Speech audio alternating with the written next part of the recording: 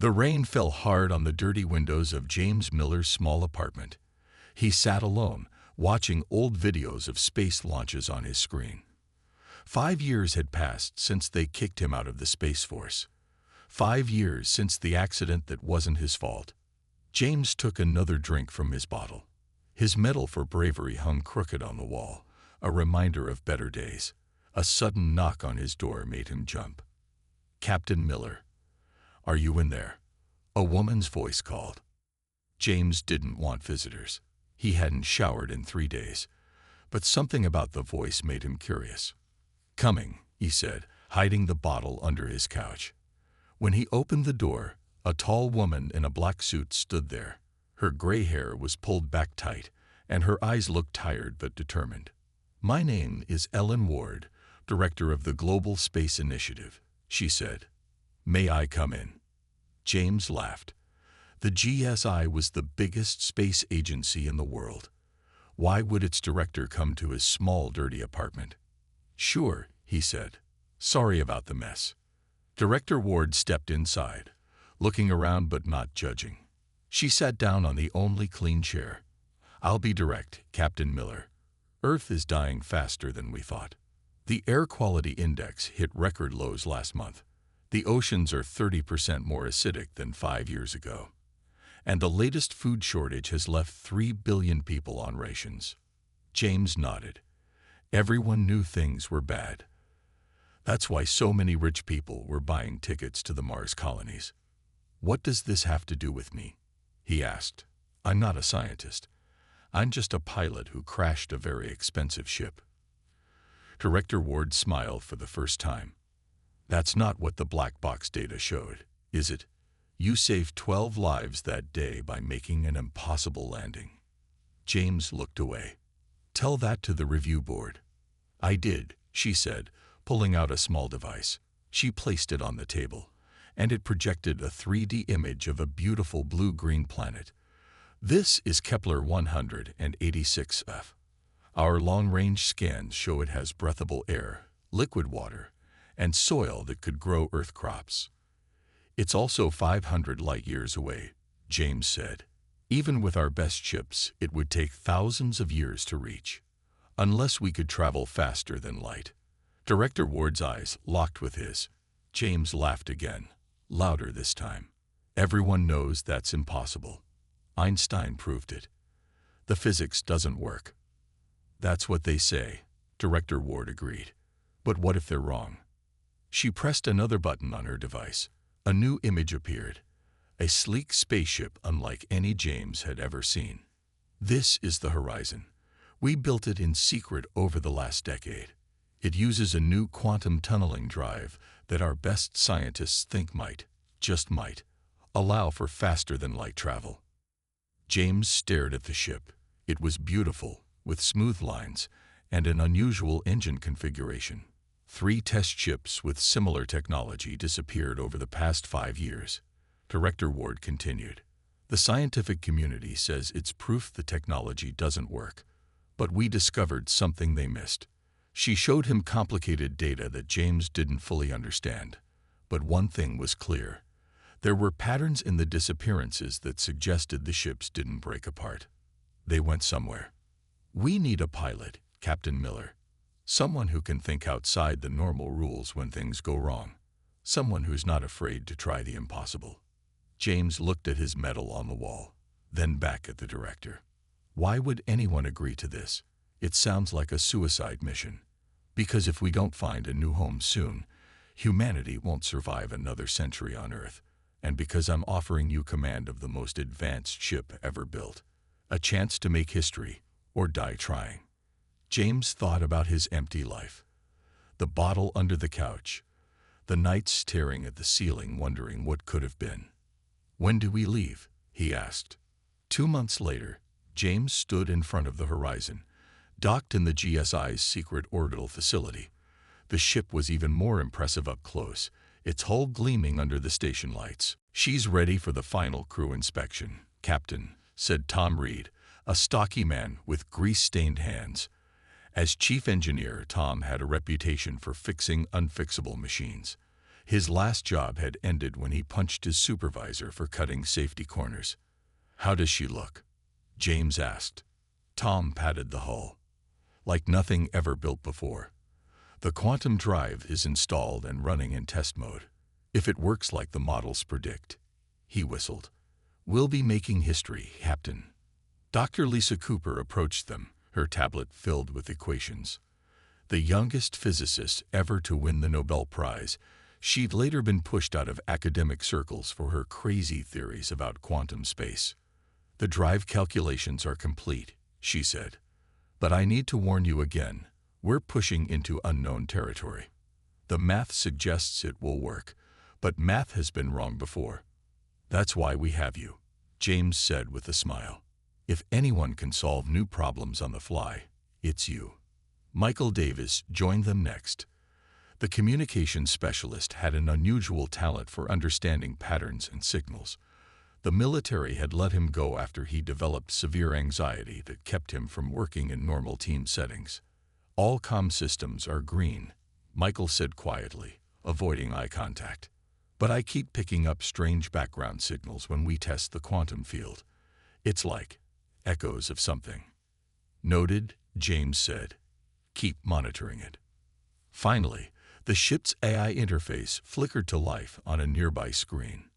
Area, Advanced Responsive Intelligence Assistant, had been programmed specifically for this mission. "Good morning, Captain Miller," Araya said. "All systems are functioning within parameters. The quantum drive is stable at 22% capacity." James looked at his unusual crew, brilliant minds that conventional organizations had thrown away. Director Ward had chosen them carefully. People with something to prove. People who weren't afraid to try the impossible. Outside the station viewports, Earth hung in space, its once blue oceans now brownish, its clouds tinted yellow from pollution. Their home. Their dying home. "Final preparations complete," Tom announced. "We can launch in 6 hours." James nodded. "Send the message to Director Ward. We're ready." As the crew dispersed to their final duties, James stayed looking at the ship. On every news channel, scientists were calling the mission a waste of resources. Impossible. Foolish. A desperate attempt that would end in disaster. James smiled. They said it couldn't be done. They said faster-than-light travel was a fantasy. "We'll see about that," he whispered to himself. The horizon waited, ready to make history, or become another failed footnote in humanity's last desperate chapter. The horizon left Earth's orbit with little fanfare. No cheering crowds, no big ceremony, just a small message from Director Ward. "Make us proud." In the captain's chair, James felt the ship hum beneath him. It was different from any ship he had flown before. Smoother, almost alive. "All systems normal, Captain," said Aria, the ship's eye. Her voice came from speakers around the bridge. "We are clear of Earth's gravity well." James nodded. "Tom, how's our engine?" Tom Reed's face appeared on a screen. He was in the engine room, surrounded by glowing blue equipment. "The regular drives are working perfectly. We're ready to test the quantum drive at your command." James looked at his crew. Michael sat at communications, his fingers tapping nervously on his console. Dr. Cooper checked and rechecked her calculations. "Everyone ready?" James asked. When they all nodded, he took a deep breath. "Prepare for quantum drive test. Start at 10% power." Dr. Cooper spoke up. "Remember, the theory suggests we'll create a tunnel through space-time. We should move instantly from one point to another without crossing the space between." "If it works," Michael added quietly. "It will work," James said firmly. "Tom, start the countdown." Tom's voice came through the speakers. "Quantum drive activating in 5, 4, 3, 2, 1. The blue glow from the engine grew brighter. James felt a strange tingling in his body. The stars on the view screen began to stretch. Then everything went white. When James could see again, he blinked in surprise. The stars looked different. "Araya, where are we?" he asked. "Calculating." the AI replied. After a moment, she added, "We appear to be 2.3 light-years from our starting position." The bridge went silent. They had just traveled a distance that would normally take years in less than a second. Dr. Cooper laughed with delight. It worked. The quantum drive actually worked. Even Michael smiled slightly. No ship has ever gone this far this fast. Tom's face reappeared on the screen. He looked worried. "Captain, the drive is showing some unusual readings. Temperature is higher than expected." "Can we use it again?" James asked. "Yes, but we should wait a few hours to let it cool down." James nodded. "We'll run more tests tomorrow. For now, let's gather all the data we can." Over the next week, they tested the quantum drive in short jumps. Each time, they went farther. But each time, the engine ran hotter. In the engine room, Tom worked day and night to keep the drive stable. "The problem," he explained during a crew meeting, "is that the quantum field becomes more unstable the farther we try to jump." Dr. Cooper nodded. "It's like stretching a rubber band. The more you stretch it, the more force it takes, and the more likely it is to snap." "Can we fix it?" James asked. "I'm trying," Tom said. "But we're dealing with technology nobody fully understands." Meanwhile, Michael had made a strange discovery. "I keep picking up signals," he told James privately. "They're very faint, but they don't match any known pattern. Could it be interference from the drive?" Michael shook his head. "No, these signals, they almost seem like they're responding to us. Like something is watching." James was about to ask more when AI interrupted. "Captain, I'm detecting an anomaly ahead." On the view screen, space itself seemed to ripple. "What is that?" James asked. Dr. Cooper studied her readings. "It appears to be a distortion in space-time, similar to what our drive creates, but much larger." "Is it dangerous?" Before she could answer, the ship shuddered violently. "We're being pulled toward it," Tom shouted from the engine room. "The gravity is too strong." "Full power to the regular engines," James ordered. "Back us away." The engines roared to life, but the ship continued to drift toward the anomaly. "It's not working," Michael said, his voice rising with fear. James made a quick decision. "Tom, prepare the quantum drive." "Captain, it's not fully cooled down yet," Tom warned. "We don't have a choice. Set coordinates for a short jump, just enough to get us clear." As Tom worked, the anomaly grew larger on the screen. The ship shook harder. "Quantum drive ready," Tom reported, "but I can't guarantee where we'll end up." "Do it," James ordered. Again, the blue glow filled the ship. Again, everything went white. This time, when James could see again, nothing looked familiar. The stars were arranged in patterns he didn't recognize. "Araya, where are we?" he asked, his mouth dry. After a long pause, Araya replied, "Unknown, Captain. I cannot match these star patterns to any in my database." Dr. Cooper worked frantically at her station. "According to these readings, we've jumped much farther than intended. Possibly hundreds of light years." The bridge fell silent as the reality sank in. They were lost. "The quantum drive is overheated," Tom reported. "It will take days to cool down enough for another jump." James looked at his worried crew. "All right, let's figure out where we are. Michael, scan for any signals. Dr. Cooper, see if you can identify any nearby star systems. Tom, do whatever you can to get that drive working again." As the crew hurried to obey, James stared at the unfamiliar stars. They had wanted to make history by proving faster-than-light travel was possible. Now they had gone further than they ever planned, with no clear way back. In the following days, strange things began to happen. Crew members reported seeing shadows move when no one was there. Time seemed to flow differently in different parts of the ship. Sometimes an hour passed on the bridge while only minutes passed in the engine room. Dr. Cooper spent hours studying the data. "I think I understand what's happening," she finally told the others. "When we use the quantum drive, we don't just move through space. We move through what I call quantum space, a layer of reality where normal physics doesn't fully apply. Is that why we're seeing these strange effects? James asked. Yes. And I think, she hesitated, I think the drive is changing, evolving. Each time we use it, it works differently. Meanwhile, Michael made another discovery. Captain, I've been analyzing those strange signals. They're not random. They contain patterns, mathematical sequences. What does that mean? James asked. Michael looked up, his eyes wide.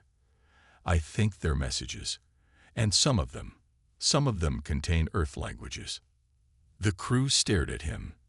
Are you saying someone else from Earth has been here? Tom asked.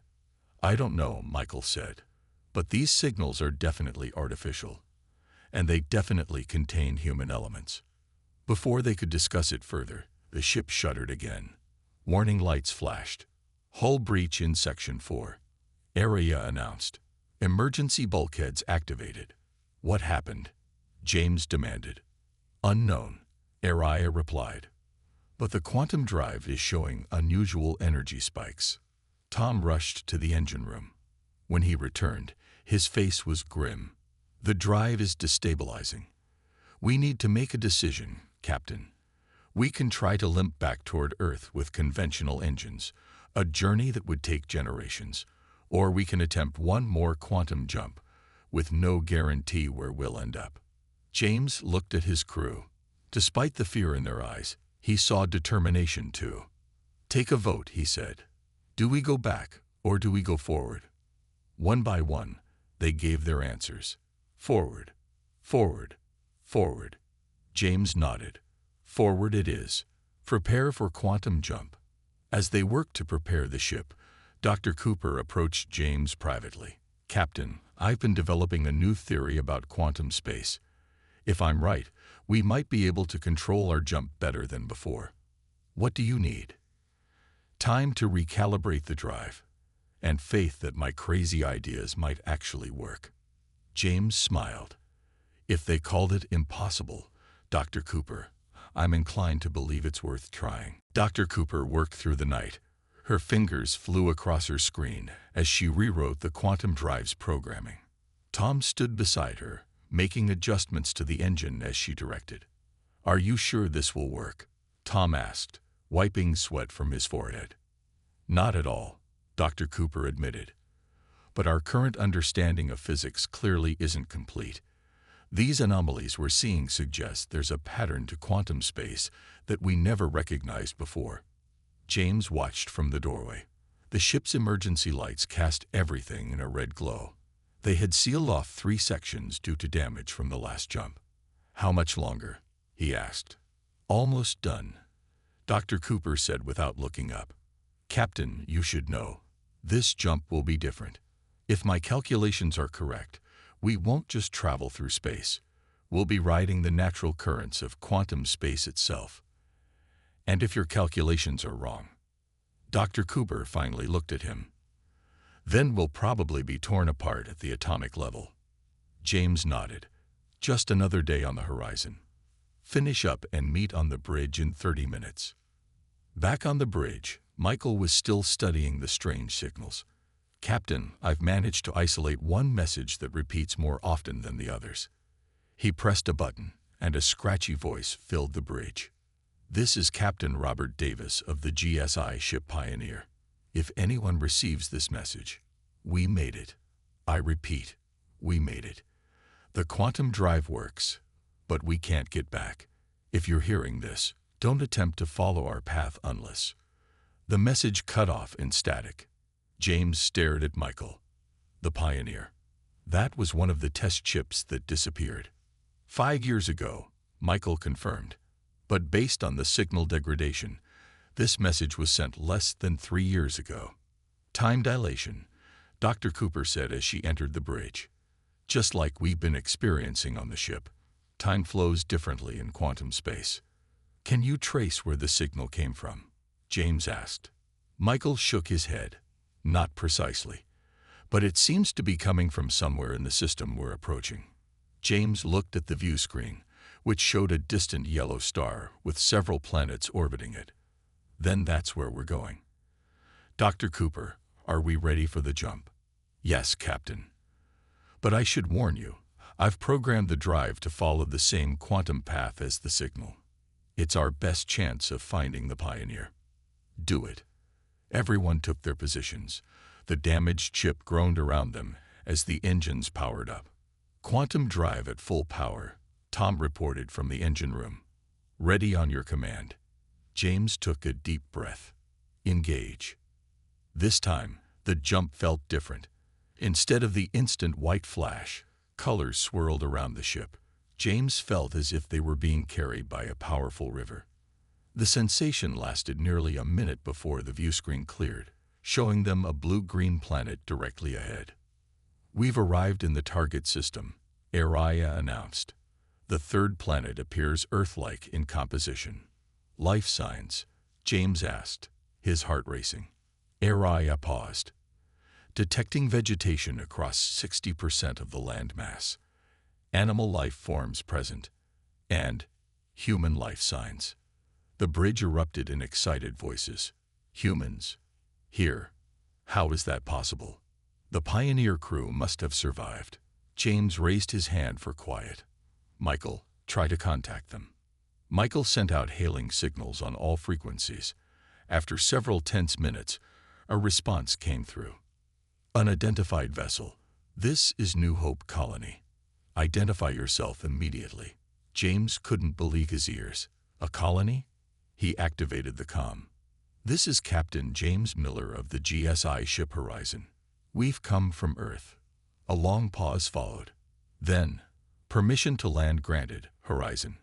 Sending coordinates now. As they entered orbit, they could see a small settlement near the coast of a large continent. Buildings made of local materials and salvaged ship parts formed a rough circle around a central plaza. James selected a team to go to the surface. Himself, Dr. Cooper, and Michael. Tom would stay aboard to continue repairs on the quantum drive. The landing craft touched down in an open field just outside the settlement. As they stepped out, James was struck by how Earth-like everything seemed. The air smelled fresh, with hints of unfamiliar flowers. The gravity was slightly lighter than Earth's, making each step feel bouncy. A group of people waited for them. At the front stood a gray-haired man with a weathered face and a patched uniform, a GSI uniform. The name patch read Davis. Captain Davis, James asked in disbelief. The man nodded. Welcome to Kepler 186F, Captain Miller, or as we call it now, New Hope. Kepler 186F. Dr. Cooper repeated. That's impossible. That was our intended destination, 500 light-years from Earth. Captain Davis smiled. It seems the quantum paths are more predictable than we thought. All 3 test ships ended up here, though we arrived years apart according to our ship's logs. He led them into the settlement, where about 50 people lived and worked. Children played in the central plaza. Gardens grew fruits and vegetables. We've been here for 3 years, Captain Davis explained. Though according to your reaction, much more time has passed on Earth. 5 years since the Pioneer disappeared, James confirmed. Fascinating, Dr. Cooper murmured. The time dilation effect is consistent. As they walked, Captain Davis showed them their farms and workshops.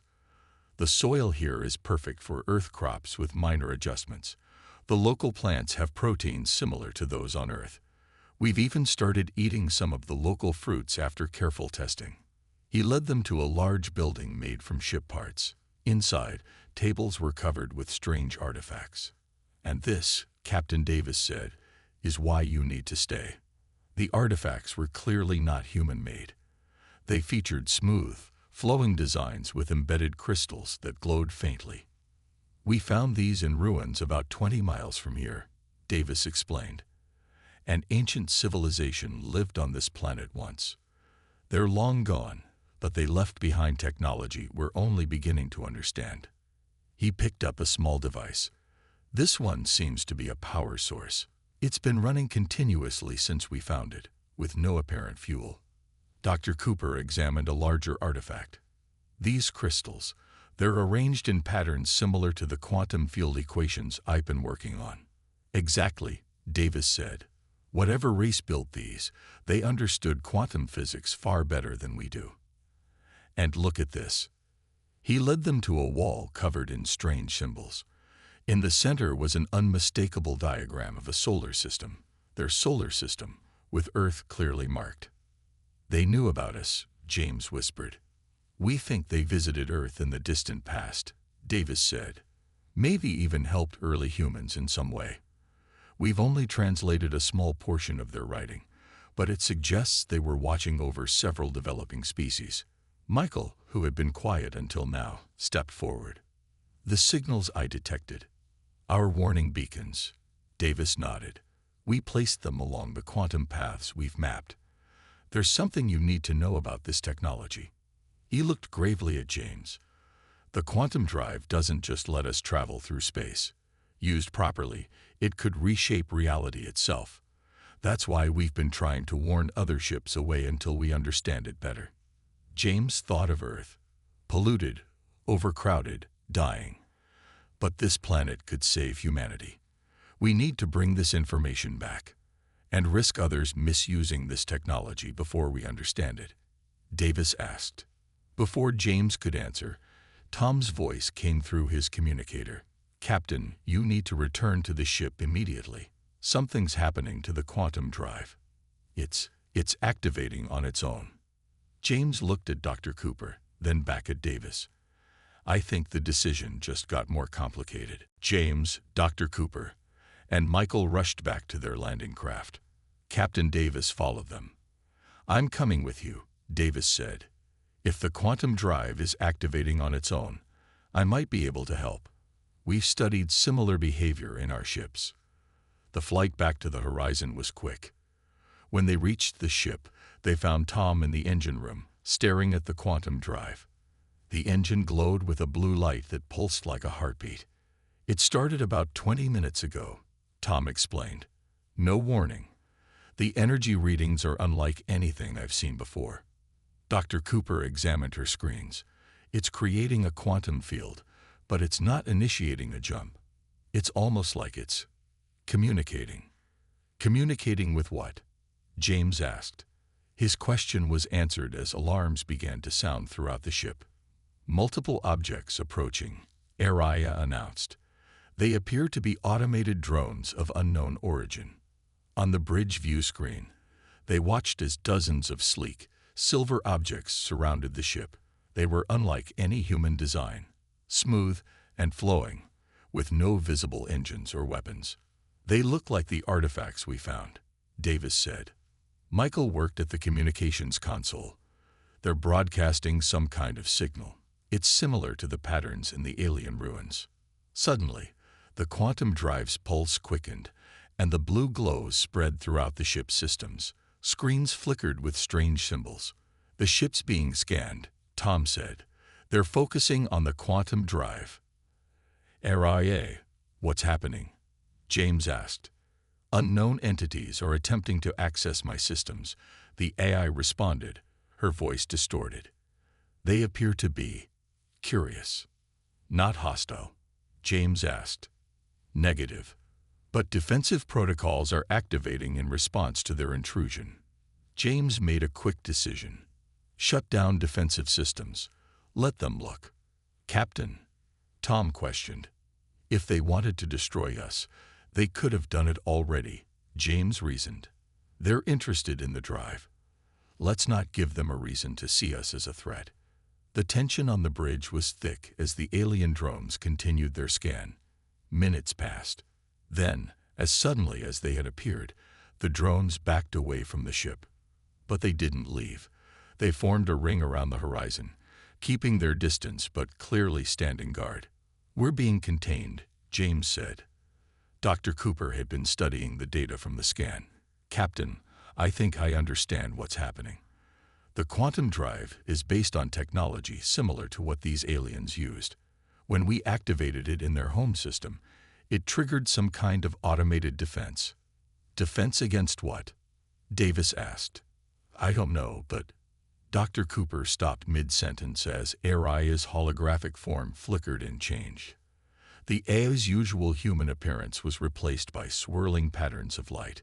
Captain Miller, Aria said, her voice now containing strange harmonics. I am receiving data packets embedded in the scans. They contain memories. Memories, James repeated. Historical records, Aria clarified. They are being integrated into my systems. I am seeing the history of this world. Everyone on the bridge watched in silence as Aria processed the information. The beings who built these defenses call themselves the predecessors, Aria finally said. They evolved on this planet approximately 3 million years ago. They developed quantum technology that allowed them to travel between stars and even dimensions. Images appeared on the screens around them. Strange, tall beings with 4 arms and crystalline growths on their bodies. They discovered that quantum technology could be dangerous, Aria continued. It could tear holes in reality if used incorrectly. They fought a war with another species that wanted to use the technology as a weapon. What happened to them? James asked. They left, Aria said. The war damaged the fabric of reality in this region of space. They sealed the damage and departed to another dimension, leaving behind automated systems to prevent the technology from being misused again. And now these systems see us as a threat, Davis concluded. Not exactly, Aria said. The defense system is evaluating our intentions. The predecessors left protocols for identifying worthy successors who might safely use their knowledge. Dr. Cooper's eyes widened. That's why all the ships ended up here. The quantum paths were designed to bring anyone using this technology to this world for evaluation. So what do we do? Tom asked. How do we prove we're worthy? Aria's form shifted again. The defense system requires proof that we understand the responsibilities that come with this technology. It wants access to our full database of knowledge and history. It wants to know everything about humanity. Michael asked nervously. Yes, Aria confirmed. Both our achievements and our failures. James considered this. Showing an alien system humanity's complete history, including wars, environmental destruction, and cruelty, was a risk. But hiding the truth would surely fail their test. The predecessors weren't looking for perfect beings, Dr. Cooper said, as if reading his thoughts. They were looking for those who could learn from mistakes. James nodded. Aria, grant the system access to your complete historical database. Hold nothing back. The blue glow intensified as Aria connected with the defense system. The drones outside moved closer, their silver surfaces reflecting the light from the planet below. Hours passed as the exchange of information continued. James and his crew waited, unable to do anything but watch as humanity's entire history was examined by ancient alien protocols. Finally, the blue light faded, and Aria returned to her normal appearance. It is done, she said. The defense system has rendered its judgment. James held his breath. And we have been granted provisional access, Aria said. The system recognizes our potential, but also our capacity for destruction. It will allow us to leave with limited knowledge of quantum technology, enough to return to Earth safely, but not the full capabilities of the predecessors. The drones outside began to disperse, but one approached the ship. It attached itself to the hull near the quantum drive. It's modifying our drive, Tom reported, checking his readings. But it's not damaging it. It's improving it. The system is giving us a safer version of the technology, Dr. Cooper realized. One with limits built in to prevent misuse. Captain Davis looked troubled. But what about the colony? What about everything we've learned here? Aria answered before James could. The colony may remain. The defense system considers it a test case, a small human presence to observe over time. But no more ships can come here until humanity passes further tests. What tests? James asked. Unknown, Aria replied. but the data suggests they involve how we use the limited technology we've been given. If we prove ourselves responsible, more knowledge will be shared in time. James looked at the view screen, at the beautiful planet below that could have been humanity's new home. Then he thought of Earth, still their home, still worth saving. "We have what we came for," he said. "A working FTL drive that can get us back to Earth safely. And knowledge that we're not alone in the universe. That will have to be enough for now." Dr. Cooper nodded. "Maybe that's the point. We need to earn the right to more." Outside, the last of the drones departed, leaving only stars visible through the view screen. But James knew they were still being watched. The horizon now carried hope for Earth, and a test for all humanity. The horizon prepared to leave orbit around New Hope. Captain Davis had returned to the colony after helping the crew understand the modifications to their quantum drive. Remember, Davis had told James before leaving, the predecessors are still watching. What humanity does with this technology will determine our future. James stood on the bridge, looking at the beautiful blue-green planet below. "It seems wrong to leave such a perfect world," he said to no one in particular. Dr. Cooper stood beside him. "We'll come back someday. When we're ready. If we're ever ready," Michael added quietly. Tom's voice came through the comm. "Captain, the quantum drive is fully integrated with the alien modifications. According to my readings, it's actually more stable now. We should be able to make the return jump in one go." "One jump all the way back to Earth?" James asked, surprised. "Yes, sir," Tom confirmed. "The alien technology is incredible. It's like they fixed all the flaws in our design without changing the basic principles." James nodded. "Prepare for departure.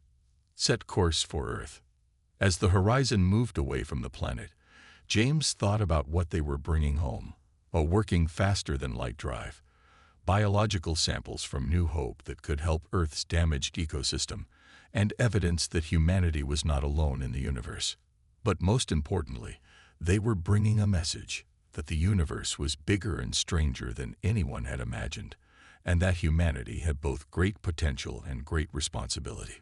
"Quantum drive ready," Tom reported. "Take us home," James ordered. The now familiar blue glow filled the ship, but this time there was no discomfort, no sense of being stretched or compressed. It felt natural, as if the ship was sliding along invisible rails through space. The jump lasted nearly 5 minutes, but when it ended, the familiar sight of Earth and its moon filled the view screen. "We're home," Michael whispered. But something was wrong. Earth looked different. The continents were the same, but the colors were off. There was less brown, more green and blue. "What's the date?" James asked suddenly. "According to Earth broadcasts, today is March 15, 2197, the AI replied. James exchanged shocked looks with his crew. "That's 10 years after we left." The time dilation effect, Dr. Cooper realized. Even with the improved drive, time passed differently for us than for Earth. As they approached Earth, they began receiving messages. At first it was standard traffic control, directing them to identify themselves. But when James sent their GSI clearance codes, there was a long silence. Then, a familiar voice. "Horizon, this is Director Ellen Ward. Is that really you?" James couldn't help smiling. "Yes, Director. We made it back." Another long pause. Then, "Welcome home, Captain Miller. We thought you were lost. Like all the others." The Horizon was directed to dock at the GSI space station. As they approached, James was surprised to see how much it had changed. It was nearly twice as large, with new sections and technologies they didn't recognize. When they finally docked and the airlock opened, Director Ward was waiting for them. She looked older, with more gray in her hair and deeper lines on her face. 10 years, she said, embracing James. "What happened out there?" "It's a long story," James replied. "But the short version is, we made history." In the following days, the crew shared their discoveries with GSI scientists, but they quickly ran into problems. Many scientists refused to believe their story about the predecessors and the quantum technology. "It's preposterous," said one senior physicist during a review meeting. "You expect us to believe that aliens built this technology and that we're being tested to see if we're worthy of it. The evidence is in the drive itself," Dr. Cooper argued. "It works on principles we barely understand. Examine it." "We have," the physicist replied coldly. "And while we cannot yet explain how it works, that doesn't mean we should accept your fairy tales." The situation grew worse when military officials began asking about weapons applications for the quantum drive. James and his crew refused to cooperate with these inquiries, remembering the warnings about misusing the technology. "We need to tell people the truth," James told Director Ward privately. "Not just GSI, not just the military. Everyone." "That would cause panic," Ward argued. "Would it, or would it give people hope?" After weeks of debate and secret meetings, James made a decision. During a press conference that was supposed to be a simple announcement about advances in space travel, he stepped forward and told the whole story. He told the world about New Hope, about the predecessors, about the defense system watching humanity. He explained that faster-than-light travel was possible, but came with great responsibility. "We stand at a crossroads," he said to the stunned reporters. "The universe has offered us a chance to prove ourselves worthy of joining a community larger than we ever imagined. But first, we must show that we can use this gift wisely." The reaction was immediate and mixed. Some called him crazy. Others called him a visionary. Governments demanded control of the technology. Religious groups declared it proof of divine design. But something unexpected happened too. People around the world began to change their behavior. Knowing they were being watched and evaluated by an ancient civilization made many reconsider their actions. Countries that had been fighting over dwindling resources began to cooperate. Environmental restoration projects received unprecedented funding and support. A new sense of unity spread as humanity faced its first real cosmic test. 6 months after their return, James stood with Dr. Cooper on a hillside, watching a sunset over a cleaner, greener Earth. "Do you think we'll pass their test?" he asked. Dr. Cooper smiled. "I think we already are. Look there." She pointed to a construction site in the distance, where the first of a new fleet of ships was being built. Unlike the military vessels of the past, these were scientific explorers, designed to map the quantum paths that the predecessors had left throughout the galaxy. "We're not alone anymore," Dr. Cooper said. "And we never were. That's changing how people think about everything." "They said faster-than-light travel was impossible," James mused. "They said we'd never find other intelligences in the universe." "They said a lot of things," Dr. Cooper agreed.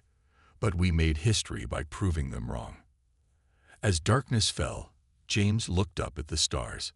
Somewhere out there, the predecessors were watching, and somewhere beyond, other civilizations waited to be discovered. Earth had faced its greatest crisis and found not just a solution, but a new beginning. Humanity had been given a second chance and a greater purpose, all because a small crew on an experimental ship had dared to attempt the impossible. James smiled as he spotted a new light moving across the sky, another Horizon-class ship, beginning its journey to the stars. "They said it would never happen," he whispered, "but we made history." And somewhere in the vast cosmos, ancient watchers nodded in approval as humanity took its first tentative steps toward joining them among the stars.